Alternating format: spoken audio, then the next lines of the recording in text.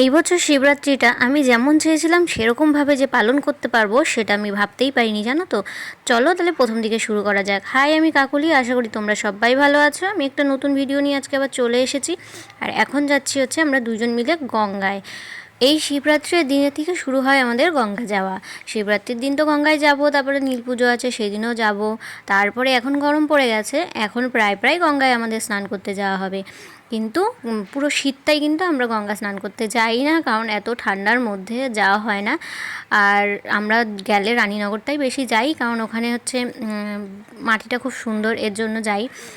ঢালটা খুব সুন্দর, এই কারণে যাই, খুব ভালো লাগে। আর আজকে যেহেতু শিবরাত্রি সেহেতু ভিড় তো হবেই, প্রচণ্ড ভিড় হয়েছে, দেখতেই পেয়েছো। আর এইখানে না রাস্তাঘাটটা একদম অতটা খুব ভালো নেই, একদম মানে এবড়ো খেবড়ো হয়ে গেছে। আর কারা কারা গঙ্গায় গেছিলো অবশ্যই আমাকে কিন্তু জানিও। আর আমরা দুজন মিলেই চলে এসেছি, কারণ প্রত্যেক বছর আমার বোন টোনা আসে, কিন্তু এই বছর বোনরা উপোস করতে পারেনি, তার জন্য আর আসতে পারিনি, গঙ্গা স্নান করতে পারিনি। তো ওর জন্য আমি আর আমার বরমশাই দুজনেই চলে এসেছি গঙ্গায়। আর প্রচণ্ড রোদ ছিল, আর এখন হচ্ছে ভাটা ছিল। জোয়ারের জলে আসলে আরও বেশি ভালো হতো স্নান করতে। তো এখানে গাড়িটা আমরা রাখলাম, রেখে এখন আমরা যাচ্ছি ভেতর দিকে। কিন্তু বেশ ঠান্ডা ঠান্ডা ভাব আছে, কিন্তু দিনের বেলা রোদটার জন্য একটু গরম লাগে, কিন্তু রাতের বেলা হচ্ছে ঠান্ডাটা লাগে। আর এদিকে আমি এখন গঙ্গা স্নান করে গঙ্গা পুজো দিতে হয়, তাই গঙ্গা পুজো দিচ্ছি। বাড়ির থেকে সব কিছু নিয়ে গেছিলাম, নিয়ে গিয়ে যেভাবে নিয়ম করে আমি ছোটোবেলা থেকে দিয়ে আসছি সেইভাবেই আর কি পুজোটা করি, গঙ্গা পুজো। আর আমার মতন তোমরাও কারা কারা এরকম গঙ্গা পুজো করো অবশ্যই কিন্তু জানিও। ফল দিয়ে, তারপরে তেল, সিঁদুর, ধান, দুব্য সব কিছু দিয়ে যেইভাবে পুজো করতে হয়। আমি বিয়ের আগের থেকেই যেহেতু শিবরাত্রিটা করছি, আর শিবরাত্রির সময় গঙ্গা স্নান করতেও যাই, আর সেখানে গিয়ে প্রত্যেক বছর পুজোটাও করি, গঙ্গা পুজো। তো এই একবারই পুজোটা হয় গঙ্গা পুজো, তো এই দিনটা আর মিস করতে চাই না, যেইভাবেই হোক গঙ্গায় যাওয়ার চেষ্টা করি। বিয়ের আগের থেকেই আমি পুজো টুজো এইসব করতে আমি ভীষণ পছন্দ করি। আর এই জায়গায় যে একটা ভোলে বাবা ছিল, তো ভোলে বাবার মাথায় একটু জলটা ঢেলে দিলাম গঙ্গার জল নিয়ে। আর আমি ঘটিটা নিয়ে গেছিলাম এই কারণেই, যে গত বছর দেখেছিলাম ওখানে একটা ভোলে বাবা ছোট্ট ছিল, ওখানে সবাই জল ঢালছিল, তো আমিও ভাবলাম যে এবছর হয়তো থাকতে পারে, ঘটিটা নিয়ে যাই, নিয়ে গিয়ে আমি ওখানে গিয়ে একটু জল ঢেলে দেবো স্নান করে। তো যাই হোক, এখন স্নান টান হয়ে গেছে, এখন বাড়ির দিকে যাচ্ছি। আমি সবসময় তো ভেজা গায়ে এমনি চলে আসি, যেহেতু আমাদের গঙ্গাটা খুব কাছাকাছি। তো বাড়িতে এসে কিন্তু আমি সন্ধ্যাবেলা এখন রেডি ফেডি হয়ে গেছি, সন্ধ্যাও না, এখন বাজে 8টা, 8:30।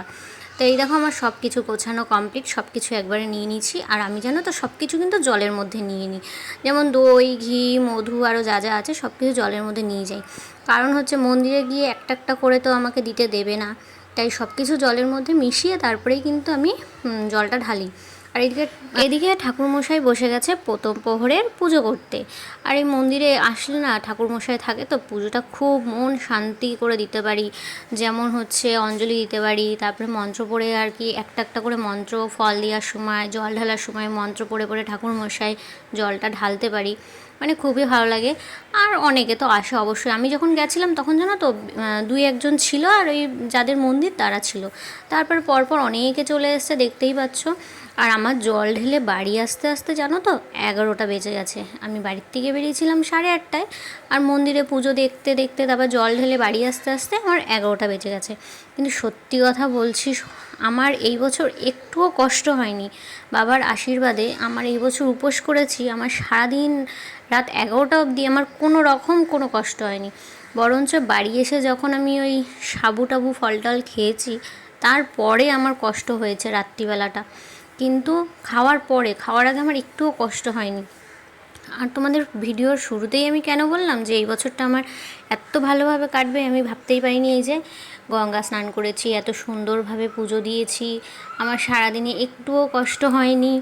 তারপরে হচ্ছে সব থেকে বড় কথা জানো তো, আমি যেটা চেয়েছি আমার বর আমার সাথে তার যাক, পুজো দিক, যেইভাবে আর কি বিয়ের আগে আমার সাথে জল ঢালতো, পুজো দিত। ও বিয়ের আগের থেকে আমার সাথে মন্দিরে যেত, গঙ্গায় যেত, জল ঢালতো। তো এই বছরও সেরকমই হয়েছে। বিয়ের পর মনে হয় আমি এই বছরটাই সব থেকে ভালোভাবে আর কি ওর সাথে পুজোটা দিয়েছি। আর যেহেতু এই বছর 2 দিন পড়েছে, প্রত্যেক বছরই 2 দিন পড়ে, কিন্তু এই বছরটা স্পেশালিভাবে তাই রোববার দিনটা আমি ঢেলেছি, আবার সোমবার দিনটা ওর সাথে আমি গেছিলাম মন্দিরে জল ঢালতে। সোমবার দিন ও অনেকক্ষণ উপোস করেছিল, তারপরে হচ্ছে ওর একটু শরীরটা খারাপ করেছিল বলে ও বললো সোমবার বাবার বার আছে, সোমবার দিন আমি সকালবেলা ভালোভাবে উপোস করে সকালবেলায় আর কি পুজোটা দেবো, আর সাথে তো আমিও যাব। তো সেরকমই আর কি। আর এখানে কিন্তু এই দেখো, এখানে আমি ঘিয়ের প্রদীপটা দেখালাম আর ধূপকাঠি মোমবাতি সব কিছু দেখালাম। ঘিয়ের প্রদীপটা না আমি বিয়ের পরেই আর কি দিই, বিয়ের আগে আমি অতটা দিতাম না। আর এটা হচ্ছে পরের দিনের ভিডিও। পরের দিন হচ্ছে এই যে প্রথমে আমার বরমশাই জলটা ঢাললো, তারপরে আর কি আমিও জল ঢাললাম। আর ফাঁকাই ছিল, পরের দিনটা একদমই ফাঁকা ছিল। আর পরের দিনটা না ঠাকুরমশাই ছিল না, কিন্তু কোনো ব্যাপার না, ঠাকুরমশাই ছিল না, হয়তো বেলার দিকে এসেছিলো। আমরা তো সকাল সকাল গেছিলাম, গিয়ে জলটা ঢেলে চলে এসেছিলাম। তো আমি বাড়ির থেকে ওই যে যেরকম সব কিছু নিয়ে যাই সেরকমই নিয়ে গেছিলাম ওর জন্য আর আমার জন্য, দিয়ে দুইজনে মিলে জল ঢেলেছি খুব সুন্দরভাবে।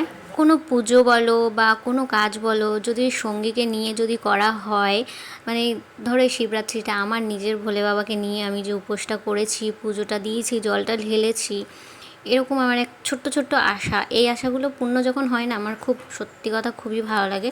সেরকম আমার মনটা খুবই শান্ত হয়েছিল। গত বছর একটু মানে মনটা ভালো লাগছিল না, কিন্তু এই বছর আমার মনটা খুবই শান্তি ছিল আর কি। দুজনে মিলে এত সুন্দরভাবে জলটা ঢেলেছি এই যে আমার ভোলে বাবাকে নিয়ে। তো যাই হোক, তোমরা আশীর্বাদ করো আমরা জানি প্রত্যেক বছর এইভাবে জল ঢালতে পারি। ভিডিওটা অনেকটা বড় হয়ে গেছে, তো আজকের মতন টাটা, দেখা হচ্ছে নতুন একটা ভিডিওর সঙ্গে। তো টাটা।